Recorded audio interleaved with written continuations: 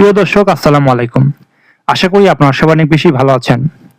আমার ভিডিওতে যারা নতুন অবশ্যই তারা সাবস্ক্রাইব করে পাশে থাকবেন।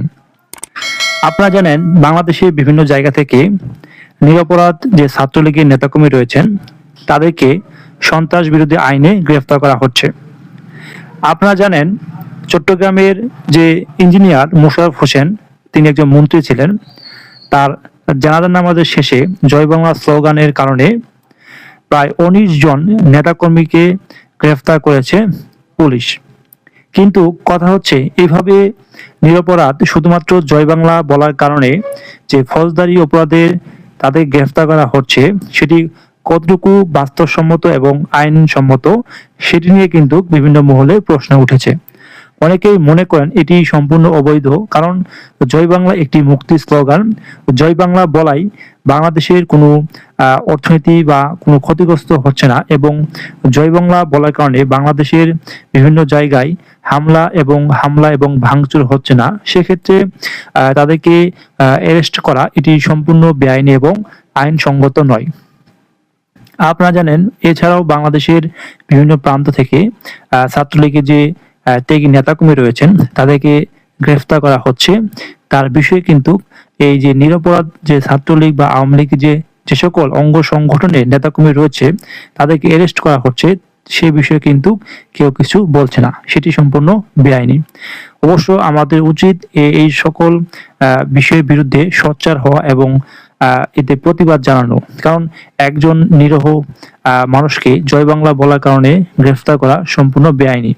আর ছাত্রলীগের যে সকল নেতাকর্মী রয়েছেন তারা দৃঢ়ভাবে বিশ্বাস করেন এইভাবে হামলা এবং মামলা দিয়ে তাদেরকে দমানো যাবে না, এবং তার দৃঢ় প্রত্যয় নিয়ে এই শেখ হাসিনাকে আবার ফিরিয়ে আনবেন বলে তারা বিশ্বাস করেন। এবং অনেক ছাত্রলীগ আওয়ামী লীগের যে যুবলীগের নেতাকর্মী রয়েছেন তারা মনে করেন আওয়ামী লীগের যে সভানেত্রী রয়েছেন শেখ হাসিনা, তিনি বাংলাদেশে আসবেন এবং কিছুদিনের মধ্যেই তিনি দেশে আসবেন এবং আওয়ামী লীগের হাল ধরবেন। সেই বিশ্বাসকে তারা কাজে লাগিয়ে তৃণমূল পর্যায়ে যে সকল নেতাকর্মী রয়েছেন নিষ্ক্রিয়, তাদেরকে সক্রিয় করার চেষ্টা করছেন এবং বিভিন্ন অন্ধকুন্দল থাকার কারণে সেগুলো মিলেমিশে কাজ করা অঙ্গীকার করেছেন। এবং অনেক বিশ্লেষক মনে করেন এইভাবে যদি চলতে থাকে তাহলে আরো একটি গণঅভ্যুত্থান হতে পারে।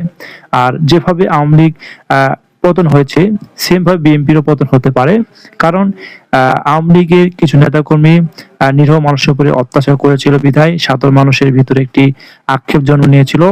সেম কারণে এখন যদি বিএনপি অথবা জামাতের লোকজন আওয়ামী লীগের উপর হামলা বা মামলা করে, মিথ্যা মামলা করে, তাহলে কিন্তু সাধারণ মানুষ কিন্তু আবারও ফুঁসে উঠবে এবং বর্তমান সরকারের বিরুদ্ধে কিন্তু কঠোর আন্দোলনের ঘোষণা দিতে পারে। সেই নমুনা কিন্তু আমরা দেখতে পাচ্ছি এবং অতি শীঘ্রই হতে পারে এই আন্দোলন এবং সংগ্রাম। কিন্তু বর্তমানে যে সকল সরকারটি রয়েছে তার কিন্তু কোনো মেরুদণ্ড নেই। তিনি একটি বিদেশি রাষ্ট্রের দ্বারা নিয়ন্ত্রিত, তার সক্ষমতা নেই এবং তিনি কোনোভাবেই এই দেশকে তাদের সক্ষম নয়, এবং পার্শ্ববর্তী দেশের সাথে বিরোধিতা করে কোনোভাবে একটি রাষ্ট্র চলতে পারে না, সেটিও কিন্তু বাস্তব।